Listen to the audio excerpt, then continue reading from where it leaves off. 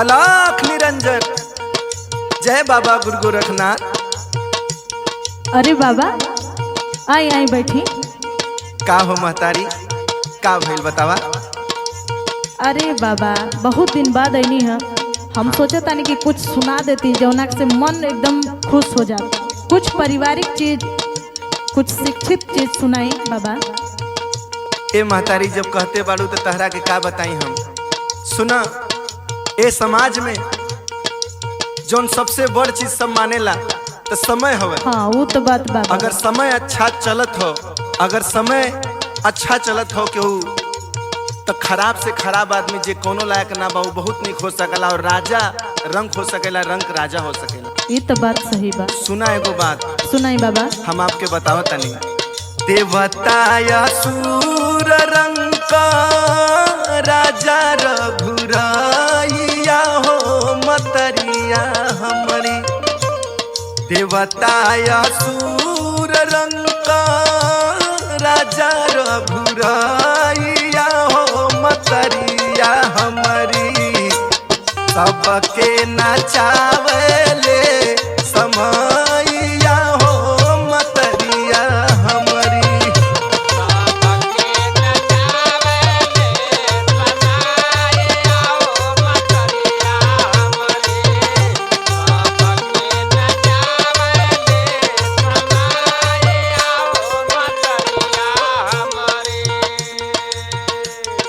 और एगो बात बताई महतारी। बताई बाबा बताई। सुना, जब बात उभारिए देलू तो तहरा के पूरा उदाहरण सहित हम बताओ तनी। बताई बताई। जैसे में देखा, राजा हरिश्चंद्र बनल भिखारी।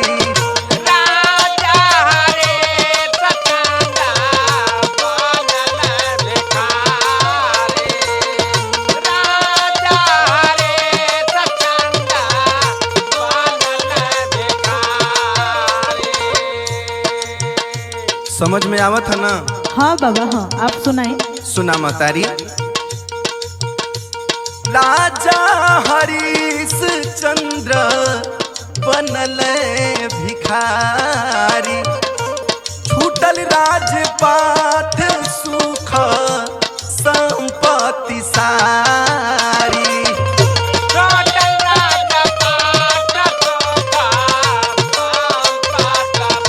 वाह बाबा वाह।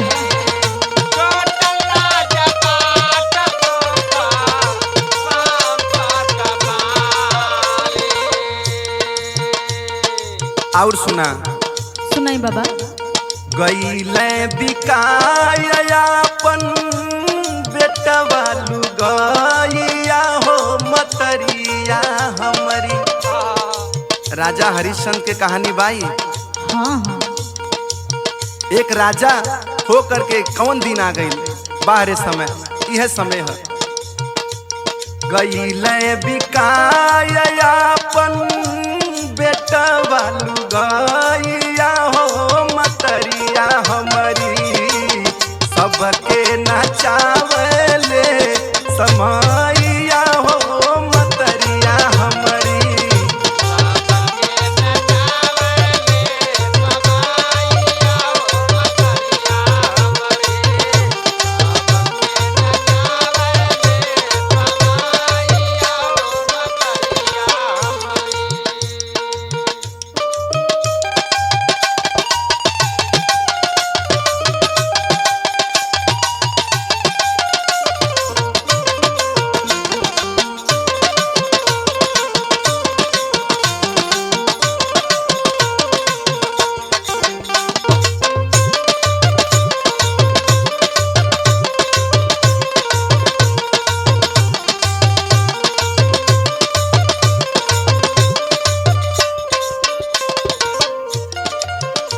और सुना एगो बात बताई तो के महतारी। हाँ बाबा बताई। सुनी देखा, ना। हाँ सुनावा। आप इतना बढ़िया गावत तानी कि मन करता कि ऐसे सुनते रहे सुनते रहे। सुनाई बाबा सुनाई। तो सुना महतारी, हम सुनावा तनी। अरे भयल समय ना दशरथ राजा सिया राम के।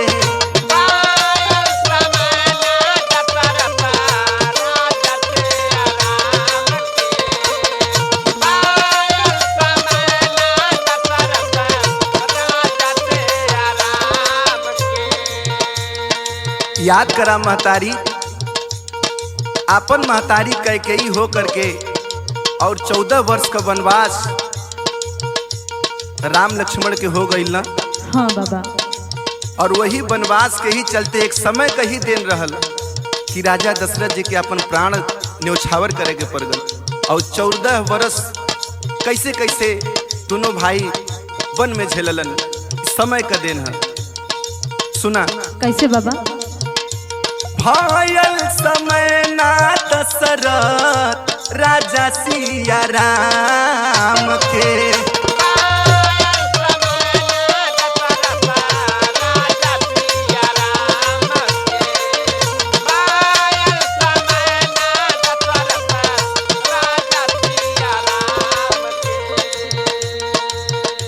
चलल समय ना आगे विक्रम महान के,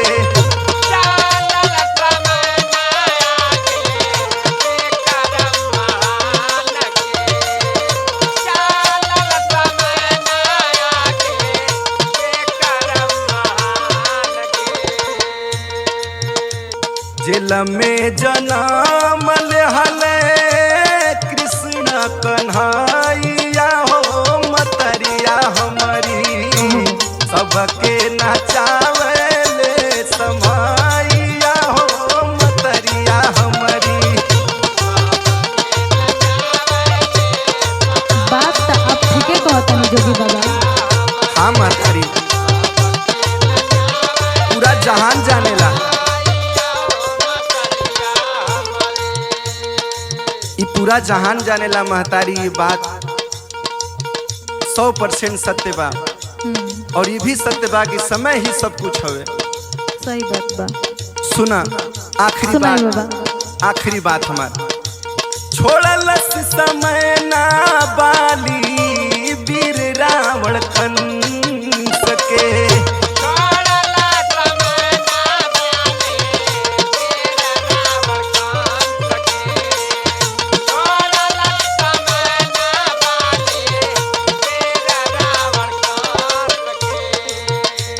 दर दर घुमावेला विशाल सब पंच के,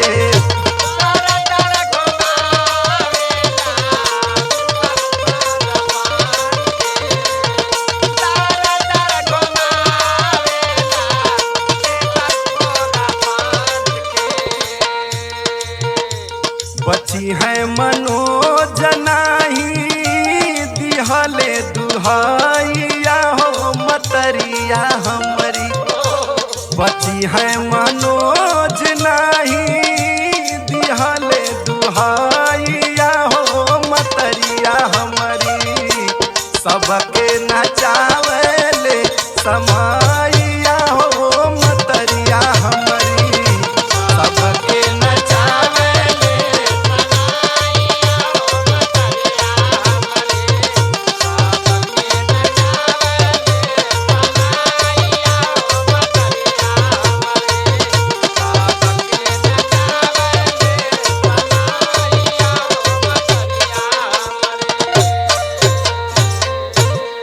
हाँ तो मन खुश हो गई बाबा आपके गाना सुन के।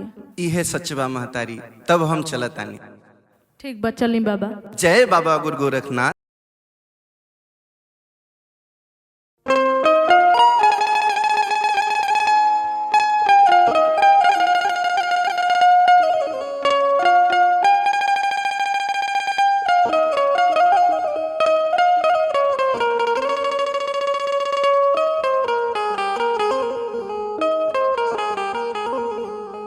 भैया हो, हम विशाल दुबे मुन्ना आप सब लोग के पांव छू के प्रणाम करती है। भैया दुनिया के सत्य है बा और सबका साथे हुए के बा,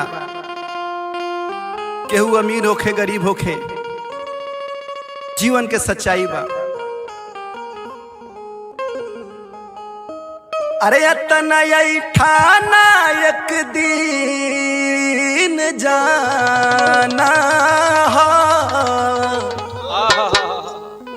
अतना ठाना एक दिन जाना हो, कहिया जईबू ना कवनो ठिकाना हो। कहिया जइबो ना कवनो ठिकाना, कहिया जइबो ना कवनो ठिकाना।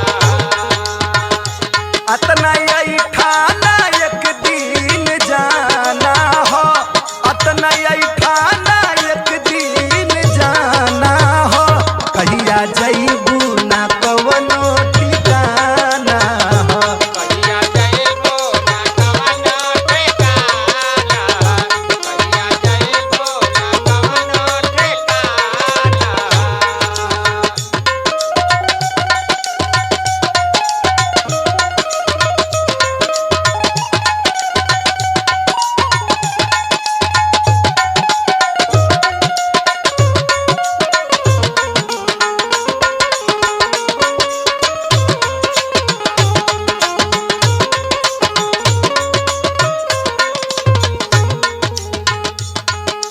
हित मीत कोई काम न आई, रोईबू झरझर गोरी। झरझर गोरी रामा रोइबू झरझर गोरी, रोइबू झरझर गोरी रामा रोइबू झरझर गोरी।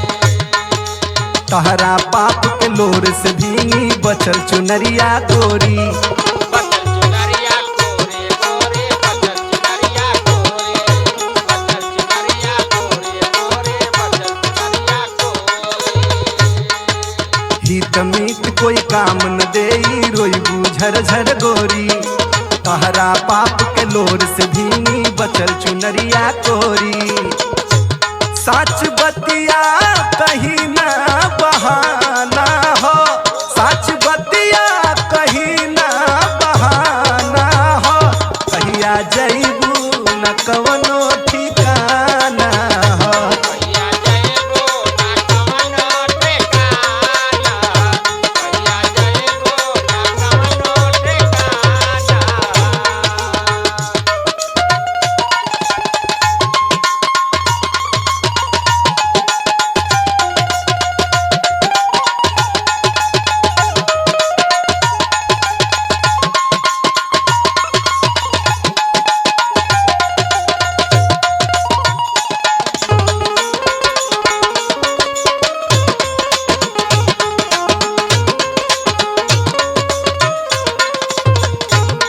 और सुना हमार बात, जौना समय जाए के होखेला तौना समय केहू अमीर गरीब समझ में नहीं आवेला। सुना का होला। हरियर बांस के बनी खटोला, तापर जईबू सूती। ए हो तापर जइबो सूती हो रामा, तापर जइबो सूती, तापर जइबो सूती हो गोरिया, तापर जइबो सूती। आंस बहई है घर के लोगवा, गाँव नगरिया जूटी। गावन गरिया छोटी हो गोरिया, गावन गरिया छोटी, गावन गरिया छोटी हो गोरिया, गावन गरिया छोटी। हरियर बांस के बनी खटोला, तापर जईबू सूती। आंस बहई है घर के लोगवा, गाँव नगरिया जूटी। नहीं अतना उहाँ मन माना हो, नहीं अतना उहाँ मन माना हो। कहिया जईबू न कवनो ठिकाना हो। कहिया जइबो ना कवनो ठिकाना, कहिया जइबो ना कवनो ठिकाना।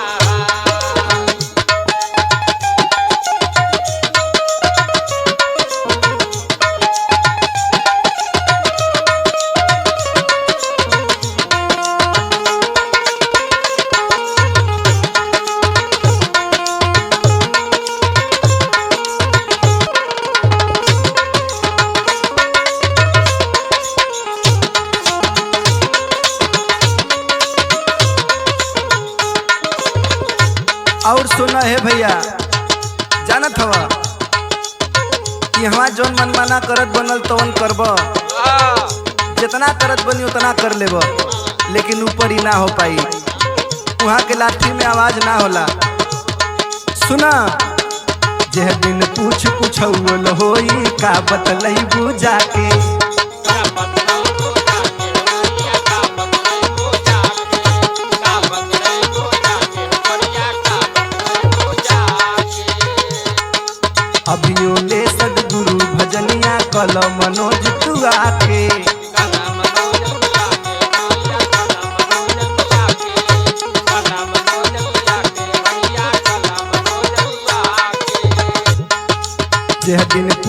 छुअल होई का बतलई बुझा के अभियो ने सदगुरु भजनिया कल विशाल तुआ के ना तो हवा गजब जेल खाना हो ना तो हवा गजब जेल खाना हो कहिया जइबू ना कवनो ठिकाना हो भैया जइबो ना कवनो ठिकाना भैया जइबो ना कवनो ठिकाना भैया जइबो ना कवनो ठिकाना भैया जइबो ना कवनो ठिकाना।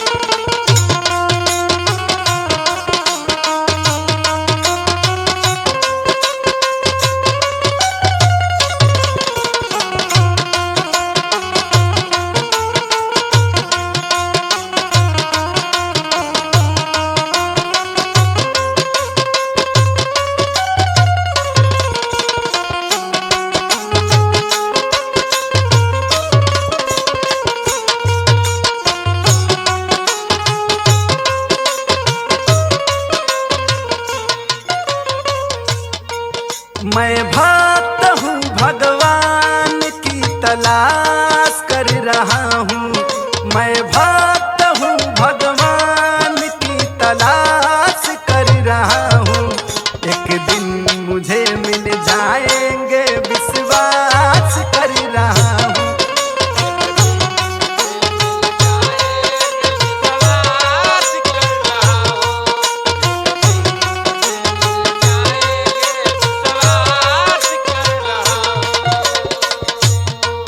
मैं भक्त हूँ भगवान की तलाश कर रहा हूँ मैं भक्त हूँ भगवान की तलाश कर रहा हूँ एक दिन मुझे मिल जाएंगे विश्वास कर रहा हूँ एक दिन मुझे मिल जाएंगे विश्वास कर रहा हूँ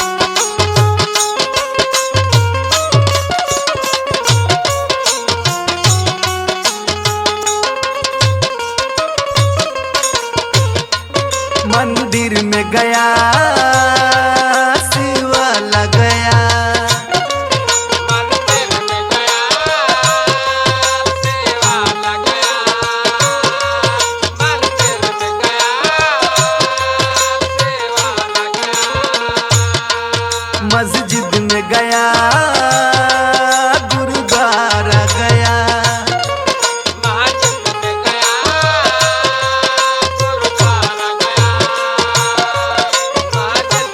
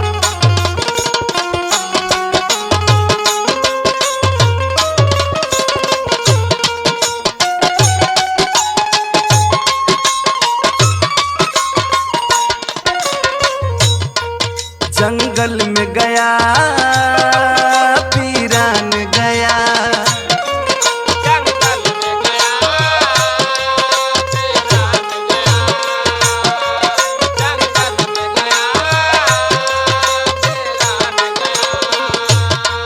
दरगाह गया शमशान गया, दरगाह गया शमशान गया, दरगाह गया शमशान गया। जंगल में गया वीरान गया, दरगाह गया शमशान गया। साधु संतों से जिक्र जाके पास कर रहा हूँ, साधु संतों से जिक्र जाके पास कर रहा हूँ। एक दिन मुझे मिल जाएंगे विश्वास कर रहा हूँ, एक दिन मुझे मिल जाएंगे विश्वास कर रहा हूँ।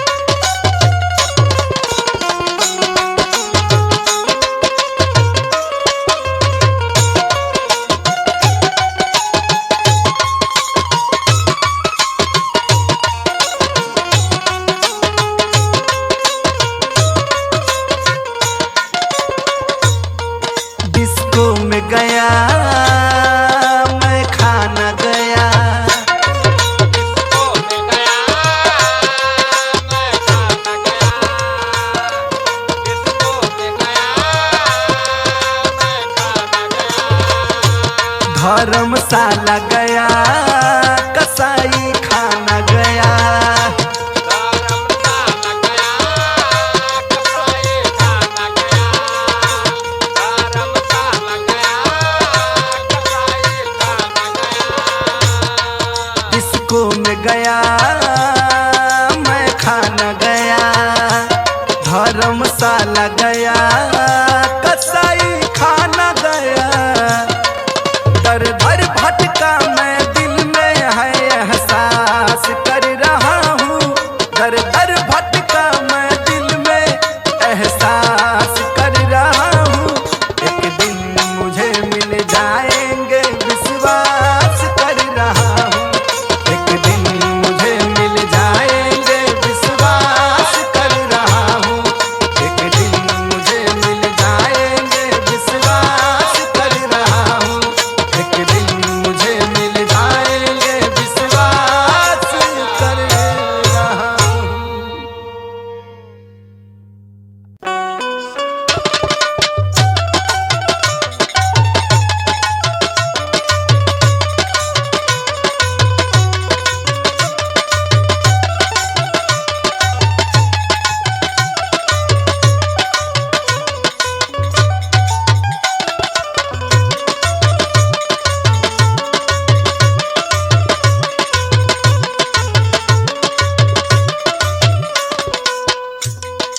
भैया हम विशाल दुबे मुन्ना आप सब भाई लोगन के पैर छू के प्रणाम करती हैं। भैया आप लोगन के बीच में एक कहानी सुनावे जाता नहीं, जौना के भाव बा कि आप लोग अब तक जानत हवा कि सुदामा जी गरीब रहले। हाँ गरीब रहले, लेकिन बचपन से गरीब ना रहले। अपन दोस्ती बचावे खातिर कि भगवान श्री कृष्ण गरीब न होखे ए बदे गरीब भइले। सुना बताओ तनी भैया, धीरे धीरे सब कुछ आप लोगों के समझ में आ जाई कहानी, लेकिन पूरा आप लोग सुनिया। ज्ञानी महाज्ञानी हो के बदनसीब हुए, ज्ञानी महाज्ञानी हो के बदनसीब हुए, दोस्ती में सुदामा गरीब हुए, दोस्ती में सुदामा गरीब हुए।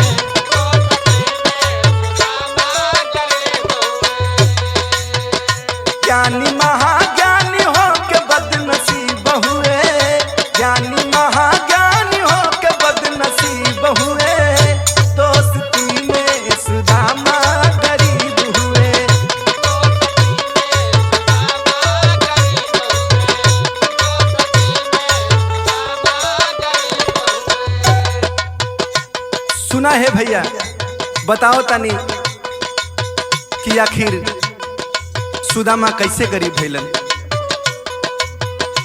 एक ब्राह्मण बुढ़िया भिखारी थी, भीख मांगती थी, उसकी लाचारी थी।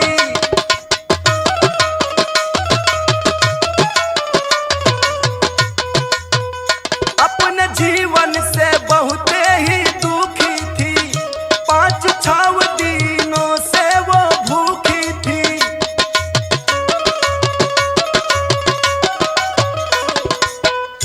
रात को कुछ जाने नसीब हुए, रात को कुछ जाने नसीब हुए, दोस्ती में सुदामा गरीब हुए, दोस्ती में सुदामा गरीब हुए।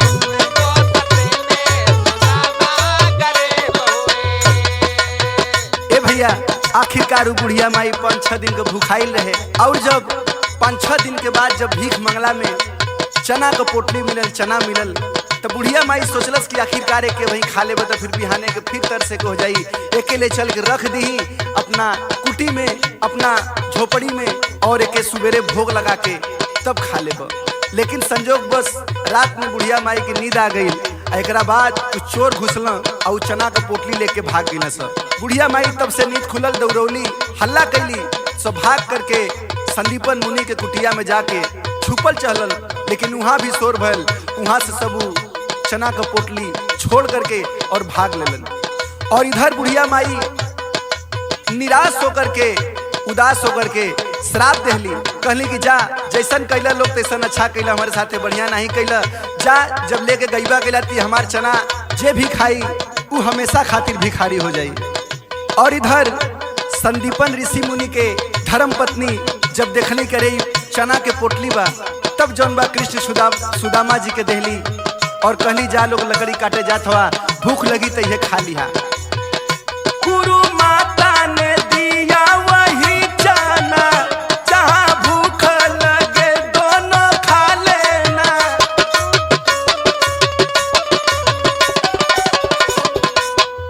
सुदामा सब छूते ही जान गए, मुसीबत है बड़ी पहचान गए।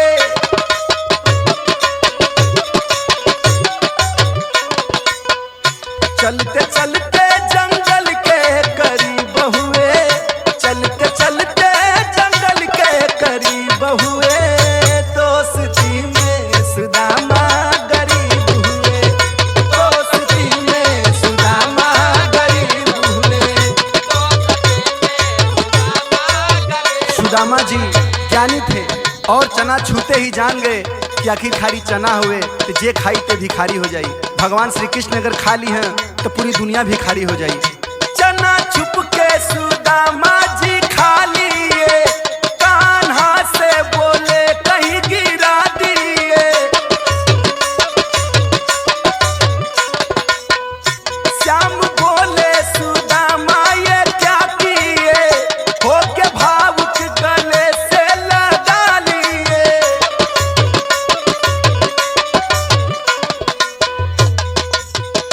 ऐसे करना में सुनो अजीब हुए, ऐसे करना में सुनो अजीब हुए, दोस्ती में सुदामा गरीब हुए, हाँ दोस्ती में सुदामा गरीब हुए।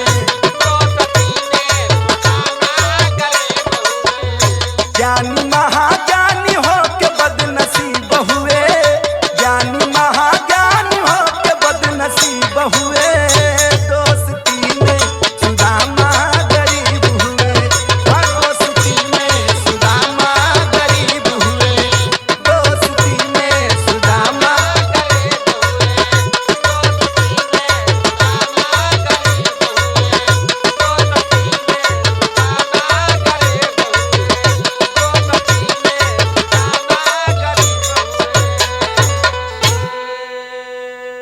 कितने महान अंतर्यामी थे सुदामा जी।